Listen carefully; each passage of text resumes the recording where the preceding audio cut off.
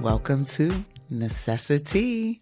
I'm Lindsay Jackson. And I'm Marguerite Pierce. And today we have our own co-host as a guest. Marguerite Pierce is here with us, not as a co-host, but as a guest. Tables have turned. Yes, indeed. So we are here because Marguerite has also had an opportunity to contribute to a book as a co-author. And her book, her contribution is Our Gratitude Mission, 15 People, 365 Days, Infinite Transformations by Russ Terry. So Marguerite, tell us how you got involved in this mission. Yeah, so back when we were doing our life coach certification, Russell Terry was one of the facilitators for our sessions, and he's just Lindsay, but I'll describe him for the listeners. He is just so compassionate and kind and grateful for everything, and he just spreads this energy and light wherever he goes. I was drawn to that. So, I worked with him kind of in a mentor capacity after getting my certification. And he had written a book on gratitude where he had kept a gratitude journal for a whole year and then compiled all the entries into a book. And I went to his book signing in the city. There was a place not too far from the studio, actually. I can't remember it, but it was like a really cool place. It was like the lounge of a hotel. Mm-hmm. It started with a T. It'll come to me. And they always have live music on Tuesdays or Thursdays. And so he had done his book signing to coincide with the live music. So Smart. It was just a really good vibe and really good food, good drinks. So it was a really nice event. And I went and I showed my support. And I bought a copy of the book and he signed it and it was great. And on the way home, I started reading it. And at the beginning, he pretty much invites people to do this journey with him so that he can have a second book, like an anthology of all the people that do this journey with him for the second year. That's so And good. I was like, yo, I could do this. I'm like, I've seen what gratitude has done for Russ. I'm like, I want to try this. And in order to hold myself accountable, the next morning, I wrote him an email and I was like, yes, I read the first 2 pages. I'm in. Cause now I can't pull back from it. Right. Because that was my thinking. Going home, I was like, yeah, I could do this. And if I gave myself too much time, I would have talked myself out of it. So I was just like, all right, I'm going to say yes. And now Russ is going to hold me accountable and be like, well, why are you trying to backpedal if I was going to try to get out of it? Because he does that. Yes, exactly. He's amazing at that. He is really, really, really good at that. Cool. So you said yes to an open invitation that he has in his book, right? Yeah. And so you commit to it. So what was it like just even getting started? Yeah, getting started, it was definitely a shift in mindset, right? It's teaching yourself to pay attention to the good things that happen each and every day. And I think that's great, right? Because that's about mindfulness, Yes. right? And being able to be present, and we can get really wrapped up in complaining. Exactly. Right? So for me, I've tried to do a gratitude journal and write something every single day about what I'm grateful for. And I find it hard to remember to do it or to find that time to do it. Tell us how you were able to do that, because this is a year of gratitude entries, right? 365 days of writing. Yep. So, of course, after you get the rhythm, it's already there, right? And you're able to get the rest of the entries in. But in the beginning, was that difficult for you? Yeah, I mean, in the beginning, in the middle, and even in the end, if I'm honest, like there were times where I skipped like 3-5 consecutive days, and I have to be like, okay, ooh, no, this is going too far. Sit, be still, and backfill your entries. And it's about building the habit. So at first, I was eager and I was excited. So I had a good flow going. And then, who knows what happens that knocked me off the flow. And I just have to pull myself back on. Like, it's like with anything else. It's like with going to the gym or working out or eating clean. It's like you're going to be good for a stretch and then you're going to fall off. I think that's the most pivotal moment, what you do when you fall off. Right. Do you pick yourself up or do you just stay, like, go lower and fall further off your course? Right. And that's interesting because that can show up as like self-compassion where it's like, oh, I missed a day. Tomorrow's a new day and I'll commit to that, right? Or you can go down this hole where you abuse yourself and you're like, oh, see, you suck. You never can follow through with your goals, and kind of what's your default, and then what's around you to help you stay on track. Exactly. Yeah. Exactly. So you started to write your gratitude entries, and even when you start your chapter in the book, how did you decide how you were going to start that? Because you do an intro, and then you share a few gratitude entries that you have throughout the year. So tell us a little bit about your intro and how you decided how to start that. Yeah. So, when we were pulling this together, because there was 15 of us, we had check-ins, throughout the course of the year in terms of like how this was going to go. And so they gave us like a template format that you could follow, right? Everybody has an intro to discuss, why they chose to participate in the journey, and so like what's your why? Yeah, okay. What's your why, and what gratitude has done for you, like to kind of be able to describe your mindset before you start journaling, before you did the journal, like describe what that mindset was like, and then you choose like 3 or 4 pivotal entries from your year, and then after that section you just go in chronological order to try to tell a story, right? So there are some moments throughout the year that are interrelated with each other. Kind of little themes as well. Exactly, right? Exactly. So that's what I did. And as far as the intro was concerned, I just thought about, thought about my why and kind of got to the root cause of, the funk I was in. I'll just call it a funk of really not feeling like I was good enough. Not feeling like I was doing enough compared to what my, expectations that kind of came from probably a variety of sources, if I'm honest, but not really,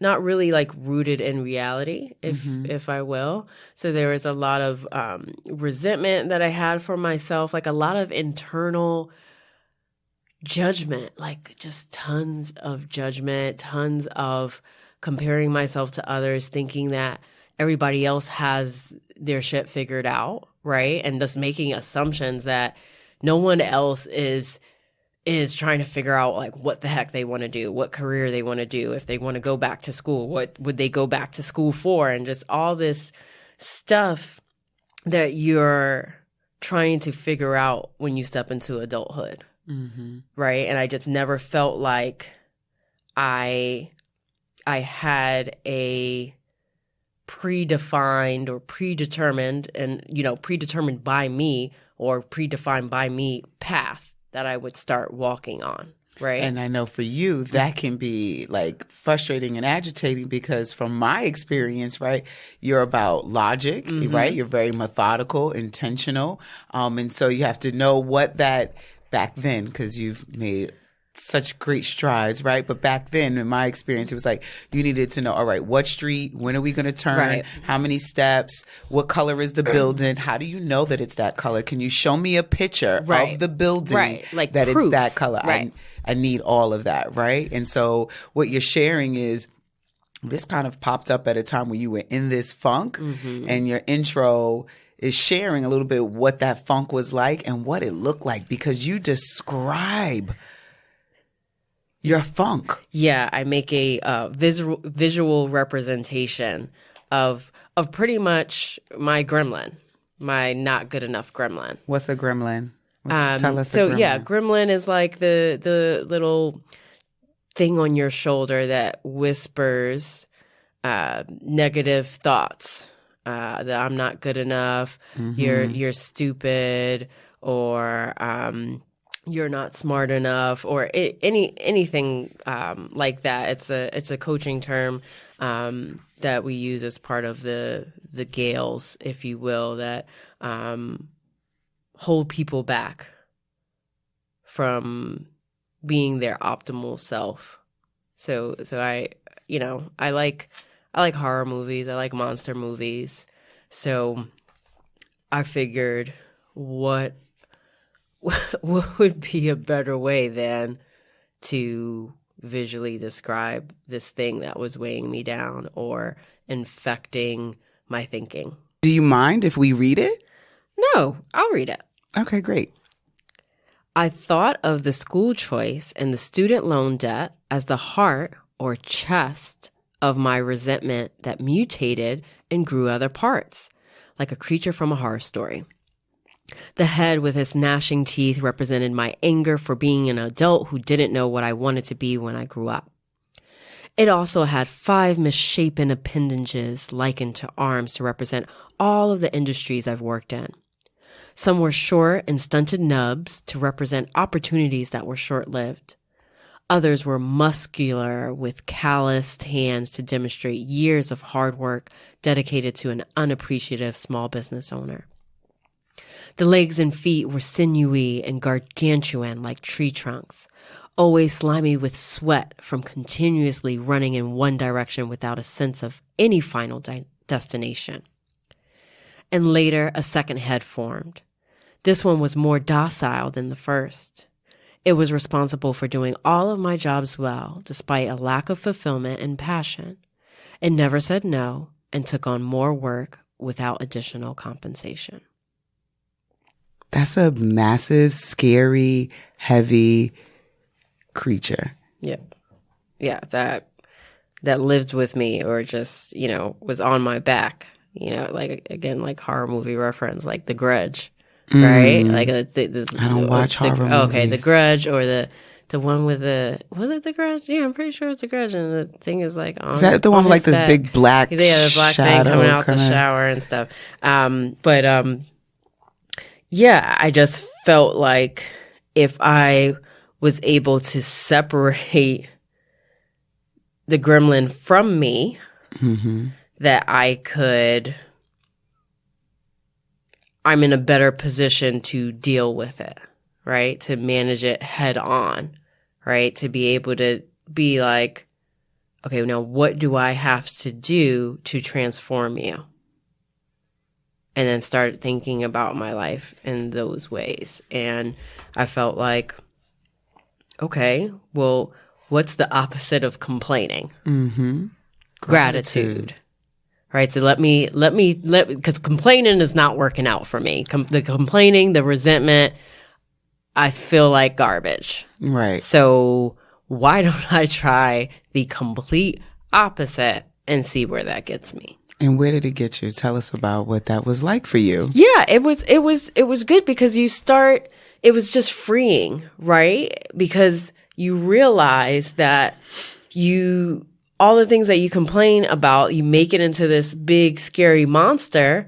But the thing about, monsters, like in some way, shape, or form, is if you don't pay them any mind, or you don't pay them any attention, then they grow smaller and smaller. Like the risk or the harm that you think they're going to do becomes non-existent because you're not even paying it any mind. Yeah, I was just going to say, it's like the monster just doesn't even exist. Exactly. You know, it's like your child who's afraid of the monster under the bed. Exactly. And you know that you end up learning that there is nothing there. Right. Right. But it's what the fears are in our mind. Right. You imagine this thing waiting to grab your ankles, right? When you I remember being a kid and listen, thinking that there was something under my bed. And I mean, I remember telling my mother, it grabbed me.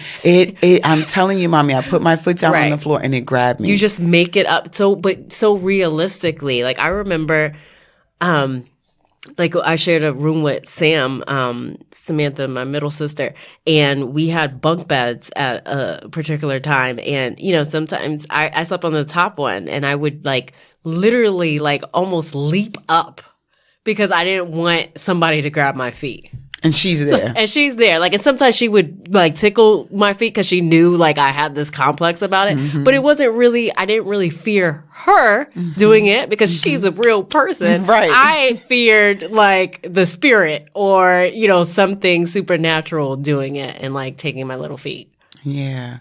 It's crazy. So that fear can just kind of take over. So you even say how complaining only begets inaction. Right. Where I didn't want to do anything because I don't think with the complaints, I think it clouded my judgment, right? And so then now I'm not in a position to come up with a plan, to think strategically, to be like, okay, well, what's the first step that I can do, or first step I can take to solving, you know, XYZ problem? It's just like, no, I just want to sit here and complain and be in a funk. And so I'm not going to do anything.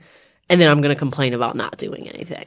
It's so funny. I'm listening and I'm thinking of also the similarities of our stories, right? Because when in the previous episode and we talk about my contribution to a book, I too was in this funk. Right. And I too was wrapped up in complaining and it was affecting, you know, my life and what I was feeling about my life and the people in my life and the opportunities that I was not seeing as opportunities. And that's a little bit about what you talk about here, because at one point in your writing and in your journey, you switch your perspective on your description of the gremlin. And you talk about how those things are more from the hard work you've done, the positive experiences and things like that. So the strength of the trunk, the legs, it was necessary. Right. It's like now I gave him purpose. Yeah. Right. And now I realize, okay, well,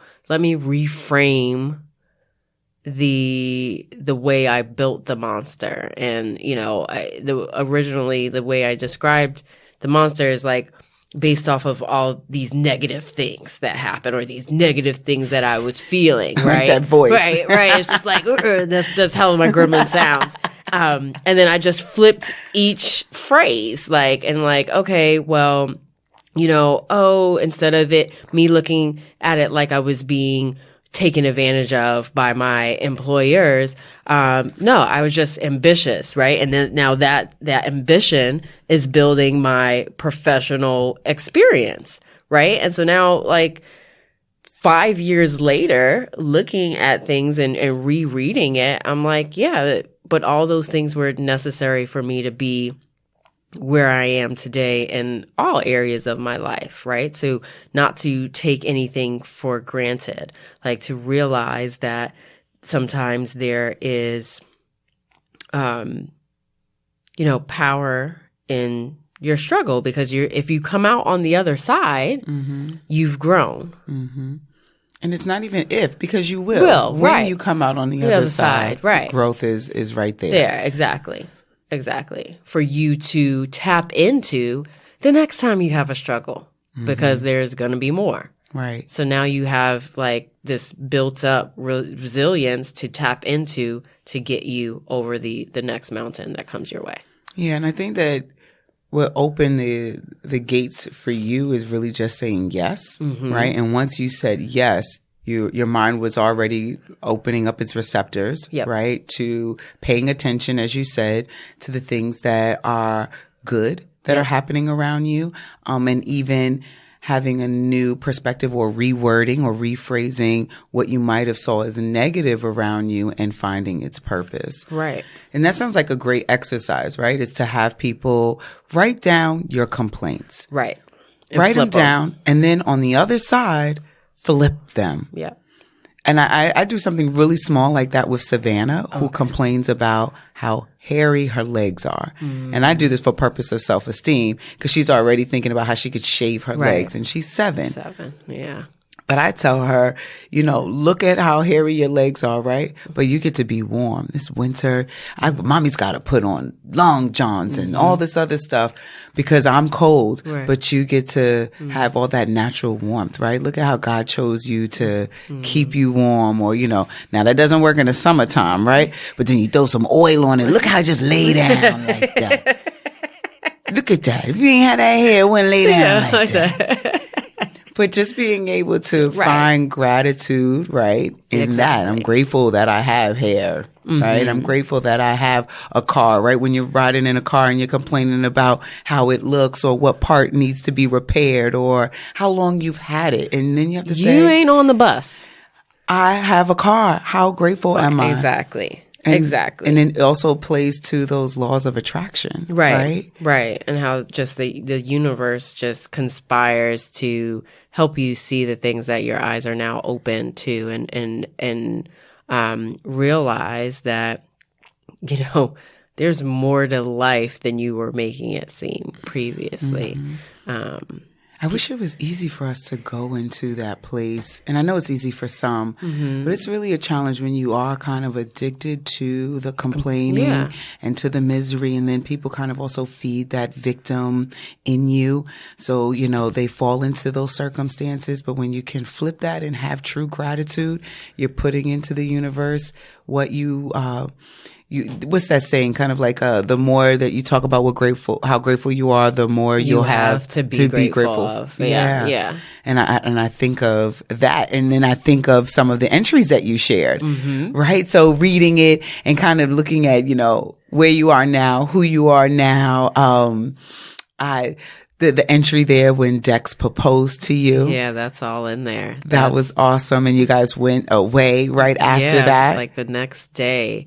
So that was, that's probably like the happiest moment or week that happened because, he proposed to me on August 29th and, we had scheduled a trip to go away for my birthday, which is August 31st. So it was just like 3 consecutive days of being on this high. Being on cloud 9. So August 29th that night he proposes. August 30th we board the plane to go to Turks and Caicos, and then August 31st I'm celebrating my 31st birthday, my golden birthday, on this island, on this gorgeous, beautiful island.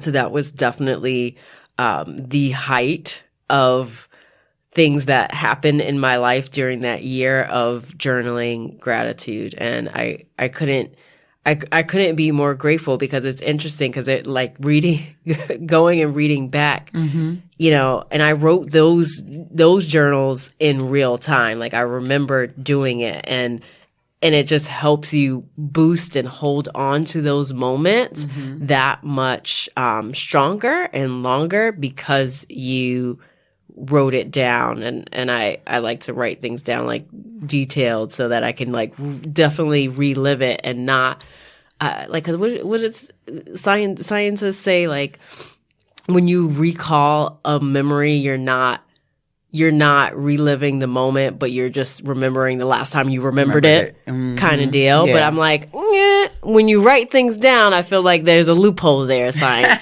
There's a loophole. Because I am catapulted back to the moments that some of these things happen, and I can feel it on an emotional level. Even now, just talking about I feel my stomach, the butterflies in my stomach, when we're in the restaurant and, Dex is sitting across from me and I'm not even eating. I'm legit not even eating because I had a inkling that it was going to So happen. you're like waiting. Yeah, I'm just like or like, oh, this bread and spaghetti looks good, but I cannot eat a bite. I just want like the thing to happen, and then I can relax. And then even like on the plane, and like, you know, Dex he had been working like a crazy person, like a madman. So we're on the as soon as we board and he sat down, he knocks out. Mm-hmm. He's like out for the whole 4 or 5 hour flight. I'm jealous. And I'm sitting there like in the middle seat, and I'm grinning from ear to ear. Telling like, strangers. This is great. And I'm like, ooh, nice shiny thing. Yeah, it was great. And there's another thing about that trip that I remember, you know, like the before the plane takes off, and the pilot comes out and, you know, says, "Oh, I'm so and so." It was a woman pilot. Right. Like, I had never been on a plane at that point in my life, and I was 31 years old, that had been piloted by a woman. That's dope. And I was like, oh, this is awesome. And I turned to tell Dux, and he was already knocked out. I was like, all right. Babe, I'll tell you when we land. Yeah, it was good to be able to document such really happy moments, right? Yeah, when you even talk now and you say about reliving, that's one thing for sure in your writings. You're extremely descriptive.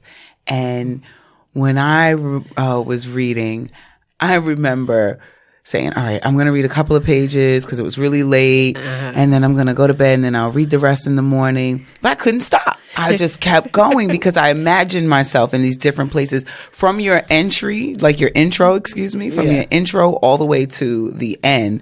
I felt like I could envision everything that you were speaking of. Thank you. It's extremely descriptive, and I love that. Like, your adjectives are on point, girl. Thank you. It was a lot of, there was like work, right? Like it involved, and because it's like I had to write the intro, and then I had to kind of like tidy up a little bit, like the actual entries, right? Because, you know, you kind of write them in haste, and I had them all in a spreadsheet, and then I needed to handpick which ones I wanted.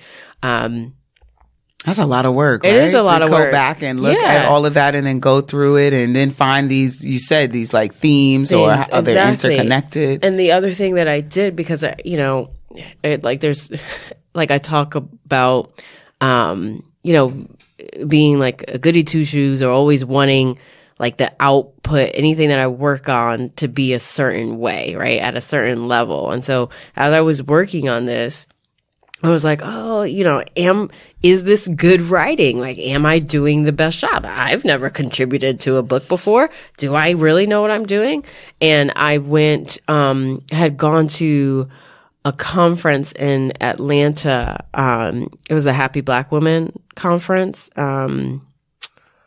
Rosetta Thurman, is that her name? I might be messing it up, but she had a conference, a 3-day conference, and I met another woman. Her name was Desiree, and she was a writing coach.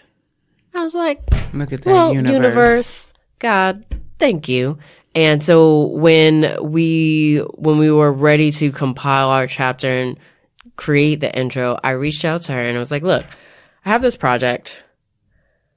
I'll send you what I've done so far. I would like to work with you on like getting this like tightened and polished. And it was a really great experience working with her. So to just put that final shine on it, if you will. Yeah. So even you talk about working with a writing coach. That's another thing in your book. You're extremely resourceful. You really show people how, if you have an interest, you're going to go after it. You're ambitious, you're determined, you're focused, and it shows up in the choices that you make and the opportunities that you create for yourself. You're, you know, finding the tables, right? And then sitting there, and then you're also already creating your own tables. And I'm reading, I'm like, oh my God, let me write this down. Wait, I need to. And I think it's great because there are a lot of people who want to do things and want to have experiences and want to excel and, grow to a certain level. And sometimes we think that it's just going to happen just because we want it. Right. And that's not always the case. And you show that here, just on who you are as a person and the choices that you make. 'Cause I think of myself one point in time where it's like, oh, I just want to have these things, but didn't want to do what was required to get it or to create the connections to do that. It's like even, when we talk about Alyssa and Sabrina, when they were here and they met, right? Mm-hmm. You could meet right there at a networking event, but then do you follow up, and making those connections? And you really do that here by showing the importance of connecting with people, but also connecting with resources. Yeah. And I think, I think, Sabrina and Alyssa you said this, like, you have to be intentional, right? You have to follow up. And I think it's just about like our relationship. Yes. Like we really hit it off at the training, and it could have just been that. It could have just been that. But it's fine. Look, we're honey. So it's just like being intentional and being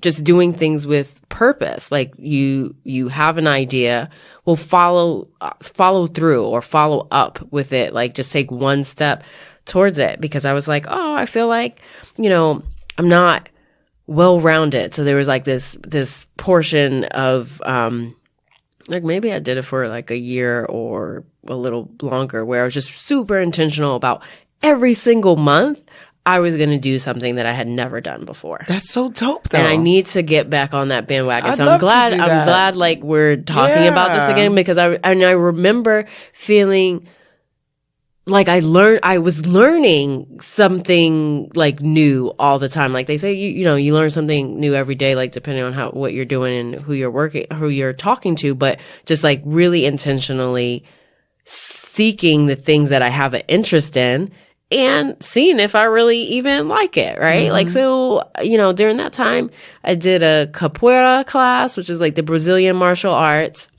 I took a handstand class because I was like, I never knew how to do a handstand when I was a kid. And like I could halfway do a cartwheel. So let's figure this out.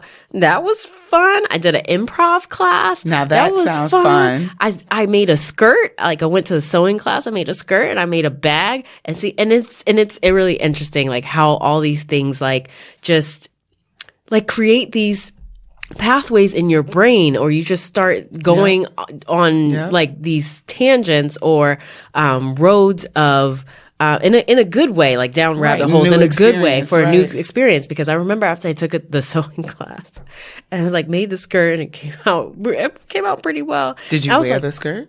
Once. Okay. Once. I wore it once or maybe twice. No more than twice. The fact that you wore it was like, that's a nice skirt. Sure, exactly. And then, then I start fantasizing. It's like, oh, I can make my own clothes. I can make my own dresses and skirts and be really fashionable, and people are going to compliment me. They're going to say, where'd you get that? Oh, well, I made it. And even so much so that like my actions to do that, I bought patterns, like dress patterns. I love you. I bought fabric. All of which is in the closet, like in the back, deep in my wardrobe. And, I'm going to pick it back up. I'm going to get back to it. And I bought like really nice, like silky fabric from like Mood. So y'all remember Project Runway, and they always went to Mood. So I was like, I'm going to take my ass to Mood and get me some fly ass fabric, and I'm going to make myself a dress. But I'll pick that fantasy back up. That is and make it a reality. Awesome though. But that happens. Happens, right. And just the gratitude leads us to new experiences, and then the new experiences opens our mind and it does create new pathways in a positive way that leads us to more experiences, builds confidence, builds knowledge and skill set. Whether you're going to use it again, you never know when you might need to do another handstand or you need to make something very quickly or patch a raft or something. Right. And I think the core like theme of doing that stuff is constantly putting yourself in position where you don't know what's happening, right? And you are at the level of like a complete novice, right? To be able to humble yourself, to be like, I don't know everything. I don't even attempt to pretend that I know everything, even about the topics that I'm really well versed in. No, I'm going to look at it as if I don't know anything, and reap the benefits from that. There's this guy that I just learned about like a few weeks ago. His name is Jim Quick, Kwik, and he's like a learning coach. Like, and he has a podcast, and he has video lectures, if you will, on how to improve like your brain and improve your memory, and like see, y'all full of resources. My girl goes out and she is connected. She finds these things, and then that's why you gotta listen. Keep listening to us. It's just jewels every time. Resource. Yeah, and I highly encourage everybody check him out, because it's just like he says one of his tips to learning and retaining information is putting what he knows about a topic on the back burner and come in completely fresh, and then draw like relations to other things to be able to retain the information and recall it when necessary. That's awesome. Yeah. That's awesome. Yeah. So you did the gratitude journal. Yep. Now it was time to kind of put it all together. You had a writing coach help you kind of refine it, make sure that it was top notch, because it is top notch. So you both did a great job together. How did it feel when it was time for it to go to like publishing and it was just time to go to print? Oh, that's like the most difficult, right? Hitting that send with the final. Like the final chapter, MP or MPierce, whatever I named it, that file, and, reading it, rereading it, reading it 1,000 times. I'm like, is this good? Babe, did you read it? Can you read it? Do you think it's good? Okay. And just like, you just have to take a deep breath, hit send, and be like, all right. That's it. That's it. And being open, and I think that's another thing that happened with this project, being open to the feedback, right? And not taking it personally, right? For agreements. And so when I submitted my chapter, the intro that's in the book is completely different. Like, it was, my original intro was completely different than the one that's in the book. Doing what, really? Right. So when I wrote that intro and I submitted it, Russ and I had, some exchanges back and forth, some things. Like, there was a reference, like I made a horror story reference, and, Russ didn't think it was mainstream enough for people to know what it is, right? So I had made a reference, like I was still trying to make a visual representation of my gremlin, but I didn't like describe it. I didn't have it written out like that. And I made a reference to the Call of Cthulhu. I don't know how to say it, but it's like Cthulul. It's a Lovecraft, H.P. Lovecraft story. It's like this weird otherworldly creature, and he has this sound, and he's killing people in the forest or whatever. And Russ didn't think, he was like, I don't, this is not pop culture, right? It's not popular enough. And I was like, I thought it was pretty popular, but it might be popular in the horror world, right? World. Right, exactly. It's like its own little crew, and it was good. And again, like, this is like the universe conspiring, right? Because I was like, oh, okay, I pushed back a little bit, and I was like, all right, let me let it go. And I'm also a worrywart, so I was like, oh, I'm gonna have to completely like redo this, like. The whole thing. Yeah. Yes. And so that was weighing heavy on my mind. And I remember I woke up in the middle of the night. It was like, I don't know, 2 a.m. or something. And then like it came to me and I like rewrote it on my phone, like while lying in bed in the middle of the night. And I was like, okay, I got it. And it's interesting because like within a few weeks of all that happening, there was something like online I had just discovered that there had been proof that like H.P. Lovecraft like was a racist. Oh, no shocker, right? And he had written like a poem like that used like the N-word and had like just very disparaging commentary about Black people. And I was like, all right, I didn't want his ass in my chapter.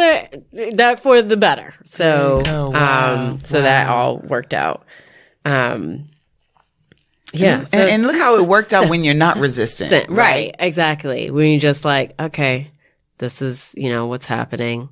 Just go with it.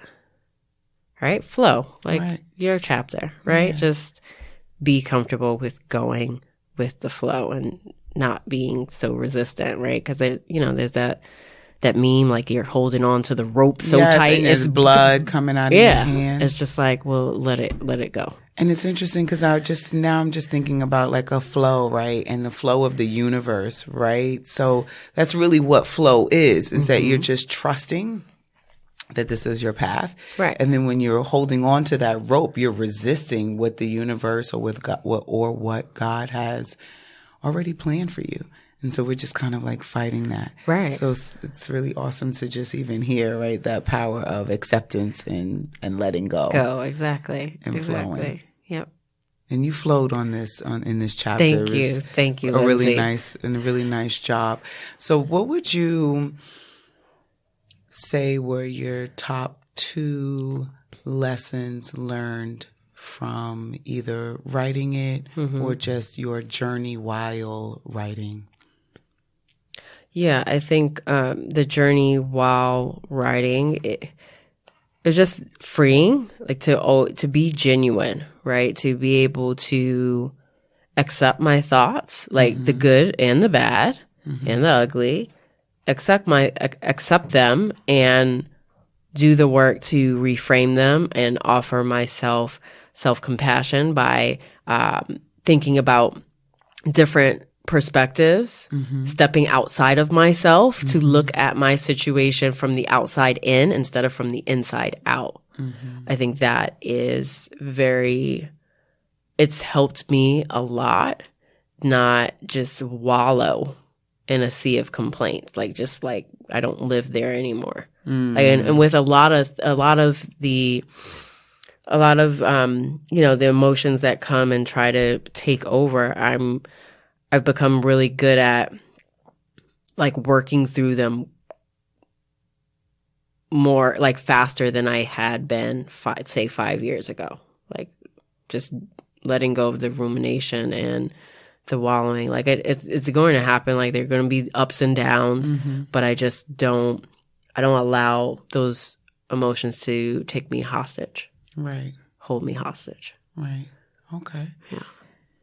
And other people should start a gratitude journal, you think? Yeah. I mean, I think it's definitely something I would encourage everyone to do, to make an attempt. And and do what feels right for you. If you can't do it every day, then maybe do it every week. Or if you're not a writer, you don't keep a journal, well then, focus, put it in your phone, meditate and think and focus on the good things that happened to you this day, this past week, this past month, whatever it is that's part of your grounding, centering, clearing process. Definitely having gratitude as part of that is going to be beneficial. Like hands down, I'm super confident that it will be beneficial. At work, I have a coworker. We do what we call 3 good things. And just with each other, in the middle of the day, especially when we're looking stressed Yeah. and feeling overwhelmed, or we know it was like a heavy meeting day, because sometimes there are days where you're like Back in to back. back-to-back meetings and you've got things to do. But we'll say, so tell me 3 good things. What are 3 good things? And it's similar to what we've done in IPEC. Yeah. What are 3 good things that have already happened today? Right. Make it really specific. and Very focused. specific, right? Whether it's you're grateful you got to work on time, that you're grateful that you were able to find something to wear, you're grateful that you made it to the meeting, that your kids ate breakfast, whatever it is. Some people say, waking up, that's always like our go-to. Right. And that's not something we should take for granted. Right. But then there's this other layer of going deeper than I woke up and I have a roof over my head and I have food to eat. You have your bare necessities, and it doesn't take away from that gratitude, but how to even go another layer deep. Right. And I think that was very, that's where I wanted to focus when doing the journal. Cause I was like, yeah, I could sit here and do like a dozen entries just based off of, woke up. Oh, yeah. Grateful for the sunshine, grateful for the shower and blah, blah, blah. Like those things, like, yes. I don't want to seem like I'm taking advantage of those bare necessities, but to go even further and deeper and down a couple of other layers to really get to, what's been going on or what's really affecting me, right? Like if all my bare necessities are taken care of, like I'm grateful for for that as a whole. All right, now what's next? Right. What's next? Yeah. 3 good things. So, what are 3 good things that have already happened for you today? Okay. This morning was a little hectic, but 3 good things that happened today. Wait, hold on. I got to pay attention to. So you see how we do that? So 3 good things. The first thing you named was hectic, right? Like, and I'm sitting here talking I want to acknowledge this complaint real quick. Yes. And then I can get to the gratitude. Yeah. Like I need to move it out so the gratitude can enter and expand. Yes, right? That's right. Let it rain in. Yeah, exactly. 3 good things that happened today is. I gotta sit with this for a second. I almost walked out the door. Well, no, I walked out the door and I got downstairs and outside before I realized I left the copy of the book on my shelf. And I was like, oh, I need to go back up and get it. And the reason why that's important is because I couldn't find the electronic version on my phone, and I hadn't reread what I wrote ahead of this recording. So I was like, I should probably read what I wrote and just like remember and get in the zone. So I remembered before I was on the train too far to turn back. So that's one good thing that happened. 2 is that before leaving the house, is that I realized that it was raining, because sometimes when I rush, like I don't even look out the window. I'm just like, let's put this on. And I was like, oh, it's raining and I have a bit of walking. I was going to wear one particular pair of shoes and I was like, let's put on something more comfy. So I'm really grateful for that, because my feet are thanking me, and I had gone out last night and I wore heels. So like this is really comfortable right now. So that's 2 of 3. Third good thing that happened is while the trains are messed up this weekend, like they're really messed up. Like the train that's by my house is not running. So I took a lift to another subway station, and that train was on time. So. All right. Nice. Yeah. Thanks. I love it. See, but it's also like taking that pause and being intentional about what are those 3 things. Let me not just shoot out. I woke up, I ate breakfast, right, and I made it here safely. Again, things that we are grateful for, but how to go to that next layer. Yeah. I think of my 3 good things. I am grateful that I was able to find a parking space right up the street. Nice. I mean, though it's Sunday and parking is usually great on Sundays where we are in the city in New York City, parking is still terrible, like no matter what, because we're near like 34th Street and all that good stuff. That's one. Number two, might be too TMI, but I'm going to say it anyway. I am grateful for making love today. Yes, start the day off right. Yes, that's why I was a little late. Said, well, wait a minute. Priorities. I love it. So that's one thing. That's 2 of 3. I mean, who needs a third? No, but, and then the third thing that I'm grateful for is, my scarf. I am grateful for my scarf, that it is extremely warm. I recently purchased this scarf from TJ Maxx, and I usually get those like Pashima, whatever scarves, and they're cute and colorful, but they're not that warm. Right. And it's a little chilly out, and this scarf feels like it was made from like alpaca hair or something. Yeah, it's nice and soft. So it is so soft. Yeah. I could sleep with that scarf. So those are my 3 good things. So we encourage you all to call somebody or just text someone and say, what are your 3 good things? Challenge you to write your own gratitude. And even, I mean, ahead, we've got a big holiday coming up. Thanksgiving is this week. Grateful season. Right, exactly. So if you want to switch up, your family's routine ahead of digging in, maybe everybody say what they're grateful for. Maybe they do 3 things like we just did, like we just shared with you. But find ways to sneak or have gratitude be the center of the conversation. Oh, I love it. Season. Yes. Go around the table, ask about gratitude, create a gratitude jar. Right. And then just leave pieces of paper and a pen or whatever and just have people write it in there. And then at the end of dinner, pull them out and read it. Exactly. And if you're going to, I think that's a really good like icebreaker too. If you're going to somebody's house for the first time, or you're bringing your SO to meet your family for the first time, like to kind of get rid of those jitters and that tension and the nervousness. Do something like that. I really like that idea. Like, everybody just read everybody else's gratitude. You don't even have to put your name on it. It's right? Just anonymous and just put it out there. Because what you're grateful for may remind me of what I can be grateful for. Exactly. And what we are grateful for is you all as our listeners. Absolutely. Grateful for your loyalty, grateful for the listening, the feedback, the downloads, subscriptions. Yeah. So continue to spread the word and to spread the good vibes of gratitude. And now it's tea time.